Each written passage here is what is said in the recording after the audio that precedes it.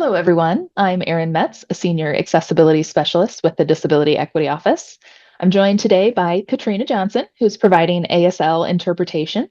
And today we're going to explore the important topic of ableism awareness. We appreciate you taking the time to engage with this critical subject. The University of Michigan is committed to fostering inclusive environments where the needs of disabled individuals are prioritized, ensuring equitable opportunities for all members of our community. This workshop will cover a brief background on the ADA and its protections, some disability statistics, ableism and language etiquette, and we'll end by going over some steps you can take to think more inclusively. Let's start with the ADA, the Americans with Disabilities Act. The ADA of 1990, updated in 2008, is a key piece of legislation. It prohibits discrimination against individuals with disabilities across various domains, like employment and in public spaces and places of public education. At our university, there are two policies that reinforce our commitment to disability inclusion. The first is the non-discrimination policy, stating that we don't discriminate based on any class, including disability. The second is the electronic information and technology accessibility policy. This requires us to provide effective and usable access to all, whether disabled or not, and we are all responsible for upholding these policies, regardless of our role at the University of Michigan. Before I talk about what a disability is, let's do a quick check-in. Take a moment and think about the people that you know. How many of them have disabilities? Do you know any? Maybe just a few? Or maybe you interact with lots of people with disabilities. As defined by the ADA, a disability is a physical or mental impairment that substantially limits one or more major life activity. It's crucial to recognize that this also includes individuals who previously had disabilities and those who are perceived to have disabilities even when they do not. Some people may have an image that comes to mind when the word disabled is used. That image may resemble the top row of this graphic, people who are using canes, walkers, or wheelchairs. But realistically, most disabled people resemble the bottom image, a person who shows no outward sign of difference, meaning we can't tell if they have a disability or not. This is why accessibility is so important, because people with disabilities are everywhere. The most common disabilities are non-apparent, or what some call invisible disabilities. Non-apparent disabilities can be apparent at some times with a visible component that we are able to identify. Some are non-apparent, such as a lot of the chronic conditions, and then there are those that may manifest in both apparent and non-apparent ways. It's important to remember that disability itself is a spectrum of experiences, and it can change over time, become progressive, wax and wane, and even be a temporary disability. So now that we've learned a bit more about disabilities and how they present, let's revisit this question. Considering non-apparent disabilities, how many people with disabilities do you think you know now? You likely know far more than 10. And we'll explore some models of disability. The older models include the legal model, which is the definition we just went over, defined by the ADA. And there's also the medical model, considers disability via your diagnosis with a focus on fixing that person. Newer models, like the social model, emphasize societal impact, but the biopsychosocial model considers disability as a combination of factors, such as how our environments are structured and how a person might think or feel about their abilities and limitations. We strive towards the biopsychosocial model. Now, I want to take a minute and just talk about some disability statistics, because many people can struggle to conceptualize the sheer volume of people who have experienced or currently experience disability. So let's begin with another thought-provoking question. What percent of adults in the US have a disability? Do you think it's 5, 15, 25, or 55%? Per the CDC's report, last updated in July of 2024, it's 1 in 4 adults, so close to 25%, have some type of disability. Almost 14% have a cognition disability, which can affect difficulty with concentrating, remembering, or making decisions. 12% have a mobility-related disability that can involve serious difficulty walking or climbing stairs.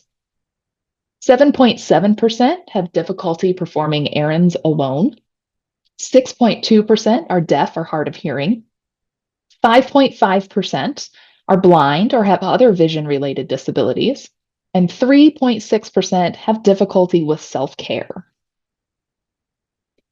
Employees tend not to self-identify as disabled to their employer. On average, only 3.2% of employees disclose, even though it's about 30% of employees who have disabilities. This tells us that a substantial number of people have disabilities but aren't disclosing. This could be for very positive reasons, like they're not experiencing barriers in the workplace, or for negative reasons, which we'll hear about on the next slide. 42% of employees who have disclosed their disability status to their employer report that they experienced misjudgment. 31% experienced insults. 20% felt like they themselves or conversations about their disability were avoided. And 14% experienced general discomfort after disclosure. These statistics are important because in the US, the unemployment rate for individuals with disabilities is 4 times higher than that of non-disabled individuals, highlighting a really significant employment gap. Those with disabilities make up the largest minority group in the US, which is one that you can join at any point in your life, reaffirming the universal relevance of disability awareness. So let's get into the heart of why we're here, to become more ableism aware. But before we talk about ableism, let's check in again. Do you know what ableism is? Have you experienced it in the workplace? Ableism is the discrimination of and social prejudice against people with, or those people who we think have, disabilities, and it's based on the belief that typical abilities are superior. Ableism follows the medical model, which we talked about earlier, in assuming that people with disabilities need to be fixed. Ableism can, of course, be intentional, but it's also important to realize that ableism can be unintended or unintentional as well. Microaggressions question the legitimacy of disabilities or accommodations, like doubting if someone really needs to use their cane.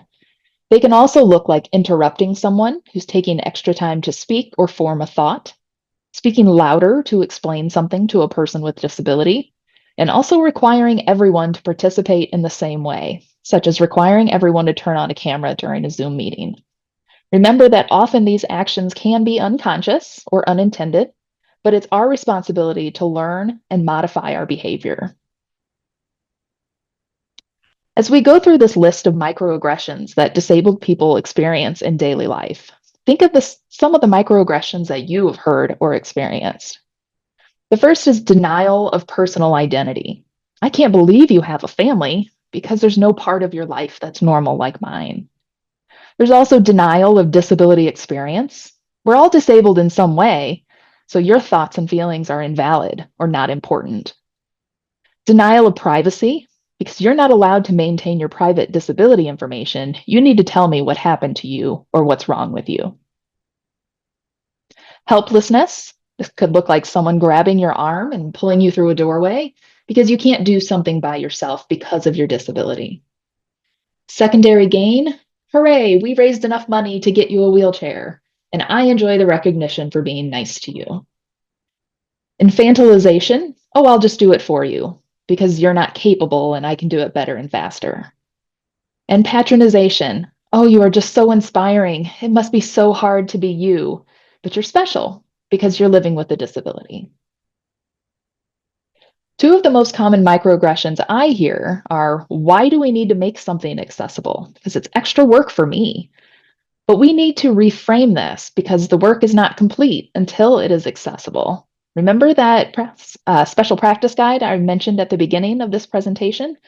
We are required to create things accessibly, so the work really isn't done until it is accessible. The second microaggression I commonly hear is that if there's an accessible path somewhere else, why do we need another one or a closer one? Well, it's because everyone should be allowed equal access. What we all should work towards is replacing ableist microaggressions with disability-inclusive microaffirmations. Things like considering how people process information and providing information in multiple formats. We can work toward creating environments where someone doesn't need to ask for accessibility because we've done what we can to be inclusive already. And lastly, we may not know who has a disability and may need access. Instead of making assumptions about accessibility needs, let's create environments where accessibility is a given, not an afterthought. This can help everyone feel included. We should also work to avoid ableist actions, like hosting events in inaccessible locations, blocking door openers, or using the accessible bathroom stall if you don't need it. But conversely, assuming someone doesn't need to use the accessible stall because they don't look disabled. We can also avoid parking or standing in accessible parking spaces without a permit and blocking a curb cut or a sidewalk. Obviously, many of these actions are very overtly ableist, but perhaps not something that we've considered in our own lives to be ableist actions. And here I have two quotes from Haben Girma, a human rights lawyer advancing disability justice, and the first deafblind person to graduate from Harvard Law School. She states, "The only difference between accommodations for non-disabled people and disabled people is ableism." She goes on to share, "Most places provide seats for individuals who aren't wheelchair users. That should be considered an accommodation for them, and also provide lights inside so sighted people can see. That's an accommodation for sighted people that blind people do not need." Robin's words can help us to understand that we unconsciously accommodate the needs of non-disabled people every day. We should strive to also unconsciously provide accommodations to everyone, regardless of their disability status. Moving on to language etiquette. Our language can really shape our perception of disabilities, so it's important we utilize language appropriately. We recommend avoiding language with negative overtones, like stating someone is a victim or afflicted with, suffering from, or bound by their disability. We want to avoid language that can be regarded as a slur, words like crazy, the R word, or spaz. And we also want to avoid language that assumes we have knowledge about an individual's own experience because you either know someone with, or a family member has, or you yourself have had the same or similar diagnosis. It's important to remember that everyone experiences disability differently. But we can also keep in mind that disability and disabled are not bad words. Challenge yourself to remove some of the words and characterizations that may be offensive to others. Words like differently abled and specially abled are not required in our vocabulary. You can also pay attention to how someone refers to themselves. And lastly, acknowledge that language does evolve over time.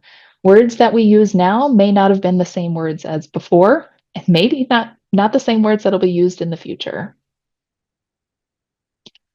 So let's talk about how we can readdress some of the words that we've commonly used. So avoiding words like handicap restroom, because it's implying an incapacity of the user, and instead replace it with accessible restroom.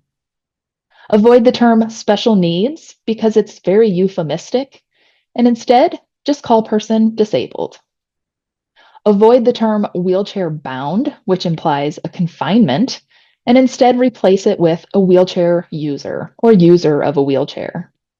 And lastly, we can avoid the term crazy because it's very stigmatized and often misused, and instead replace with a different adjective like that was wild or intense. It really is okay to use the terms disability and disabled. They're direct and not pejorative. Avoid those euphemisms and pay attention to how individuals self-identify. So now let's learn to think inclusively. Understanding comes from asking questions and being open to diverse experiences, and it's vital to check our biases regularly. Our reliance on our own abilities, like sight, hearing, and mobility, can be unconscious, but we need to learn to consider what we can do to create inclusive environments. So it's our job to ask questions and consider the experiences of others.